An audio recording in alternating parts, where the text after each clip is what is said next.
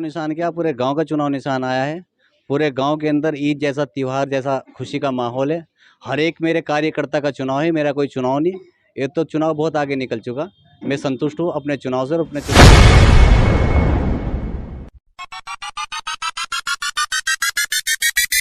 अजी पहले टोटे में थी ये, इस बार ये एहतमाल में आई।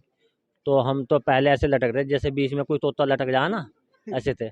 इस बार हमें मौका मिला, हमारी पूरी बस्ती का बहुत ज़्यादा काम।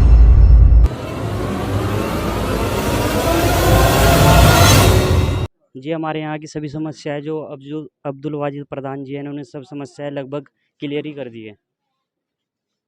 तो मोटी हैं समस्या वो भी हो जाएगी। अभी पूर्व प्रधान थे, अब प्रधान बनेंगे वो समस्या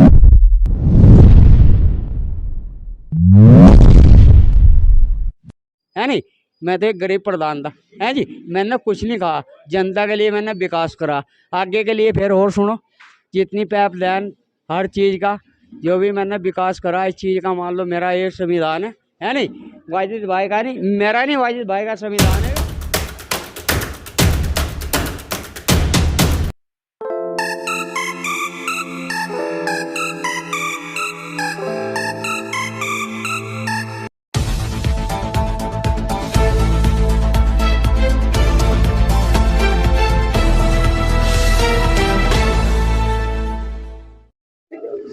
चुनावी रण सज चुका है और अब सभी प्रत्याशी मंथन में जुट चुके हैं।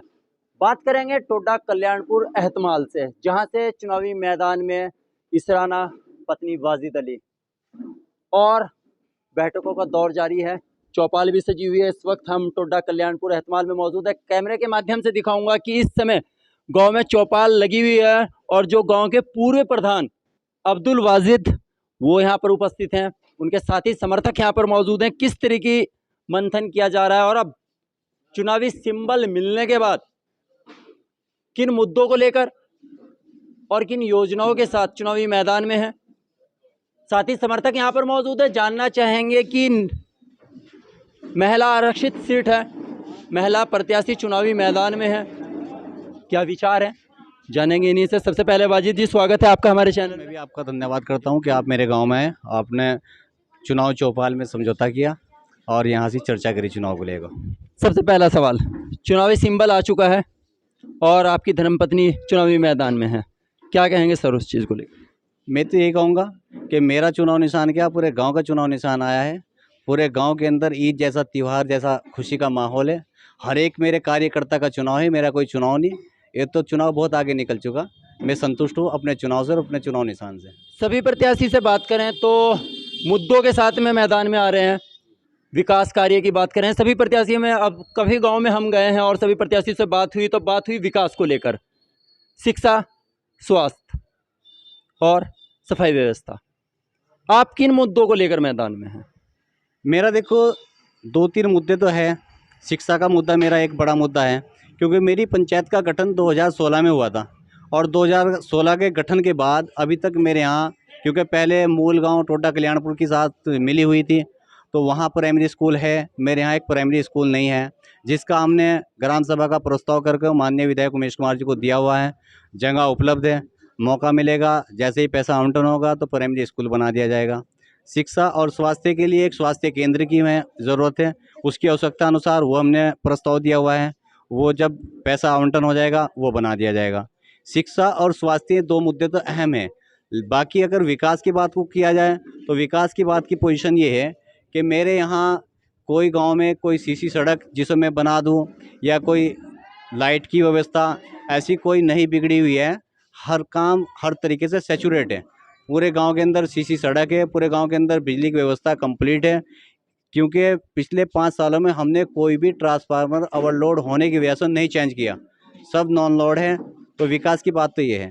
हर गांव के अंदर छोटी छोटी गांव की राजनीति है, कोई बड़ी राजनीति नहीं है। उस राशन कार्ड हो गया, किसी का परिवार रजिस्टर हो गया, या गांव के अंदर शौचालय हो गए, शौचालय से जो शौचालय बनाए गए हैं हर एक घर में वो 100% स्थापना हो गई है। राशन कार्ड की स्थापना हो चुकी है, हर एक घर को वो मिल गया। जहां हर गांव के अंदर 2530% 40% APL राशन कार्ड धारक हैं, मेरे यहाँ मात्र 2% APL कार्ड धारक है, क्योंकि 12 से 15 कार्ड मेरे यहाँ APL है, नहीं तो सब मेरे यहाँ खाद्य सुरक्षा के राशन कार्ड है। तो राशन कार्ड को लेके या शौचालय को लेके अभी PM सम्मान निधि, उससे जो प्रधानमंत्री आवास योजना है उसमें भी मेरे छोटे से गांव में 44 मकान स्वीकृत थे। तो इन सभी मुद्दों को लेकर हमारी कोई राजनीति या कोई ऐसा नहीं है कि हम विकास कार्य में कोई कमी रहेगी। अगर यही पोजीशन रही तो आगे को ये गांव जिस स्पीड से चल रहा है और स्पीड मिलेगी और रफ्तार से आगे जाएगा। चलिए हाँ है, हम बिल्कुल आश्वस्त हैं अपने चुनाव से, और चुनाव में मैं अपने सामने वाले कैंडिडेट को 10% तक के सिमेट को ले जाना चाहता हूँ कि वो 10% पे जाके आउट होना चाहिए, क्योंकि एक ही कैंडिडेट रह गया सामने। 90% में पूरा गांव रहेगा, 90% में गांव का चुनाव है, गांव के एक एक कार्यकर्ता का चुनाव है, एक एक बच्चे का चुनाव है। इतना उत्साह है कि हम उसका सारी उम्र भी इन लोगों का एहसान अदा करें तो हमारे पे इनका एहसान अदा अहम नहीं रहेंगे वो गांव के बुजुर्ग रहेंगे। अगर गांव की चौपाल में युवा हैं तो बुजुर्ग भी बहुत ज़रूरी हैं, क्योंकि बुजुर्ग लोग की जो चौपाल होती है ना, उनका मंथन जो होता है वो सबसे इतना किसी प्रधान ने नहीं किया, और आने वाले टाइम में भी इंशाल्लाह बहुत विकास करेंगे। जैसे बीच में कोई तोता लटक जाए ना, ऐसे थे। इस बार हमें मौका मिला, हमारी पूरी बस्ती का बहुत ज़्यादा काम हुआ। मुझे एक सवाल जानना है आपसे, इस क्षेत्र में की जो अहम समस्या है वो क्या है? जी हमारे यहाँ की सभी समस्याएं जो अब्दुल वाजिद प्रधान जी हैं इन्होंने सब समस्याएं लगभग क्लियर ही कर दी है। इस बार इन्हीं का ही चर्चा है, अब्दुल वाजिद भाई का। अब्दुल वाजिद जी होंगे 100% ही होंगे। तो एक तरफा समर्थन है, जी वो तो 20% पे है। तो क्या लग रहा है वाजिद जी क्लियर? बाजी जीतेगा। अच्छा, समर्थन है आप? हाँ बिल्कुल, सबका समर्थन नहीं, घर से नहीं समर्थन। पत्थर गिरवा सड़कों पर, किसके लिए? काश्तकारों के लिए, है नहीं। मैं तो एक गरीब प्रधान था, है जी। मैंने कुछ नहीं कहा, जनता के लिए मैंने विकास करा। आगे के लिए फिर और सुनो, जितनी पाइपलाइन हर चीज़ का जो भी मैंने विकास करा, इस चीज़ का मान लो मेरा ये संविधान है नहीं। वाजिद भाई का नहीं, मेरा नहीं, वाजिद भाई का हम संविधान दूसरे तो है। गांव में वोट डालते थे, टोडा कल्याणपुर में, तो वे लोग हमारे साथ सौतेला व्यवहार करते थे। होना भी संभव है, क्योंकि 1 किलोमीटर दूर बस्ती थी, उस बस्ती पर से यहाँ से आगे चुनाव डालना था। एक बार आए हुए चुनाव में चले गए। लेकिन इस बार अभी 2016 में पंचायत बनी, काफ़ी काम पटरी पे आए, काफ़ी कामों का विकास हुआ, अब उसे आगे बढ़ाया गया। और एक हमारा मेन मुद्दा है, उस मेन मुद्दे को लेकर लोग बाग हमारे साथ जो जुड़े हुए हैं, इनका एक कारण है। अभी जब विधानसभा चुनाव हुआ था, विधानसभा चुनाव में भी माननीय विधायक जी के सामने हमने अपनी एक ही समस्या रखी थी कि हमारे पास जैसे अदर गांव के अंदर जमीन का जीत है, हमें जीत सुनिश्चित है। इंशाल्लाह हमारी जीत में कोई किसी तरीके की कमी पेशी नहीं है। चलिए, धन्यवाद आपका। ये हमारे साथ में तो अब्दुल वाजिद जी और जीत का दावा कर रहे हैं, लेकिन जनता तय करेगी कि इस बार टोडा कल्याणपुर एहतमालपुर से किसे वो अपना प्रतिनिधि चुनती है।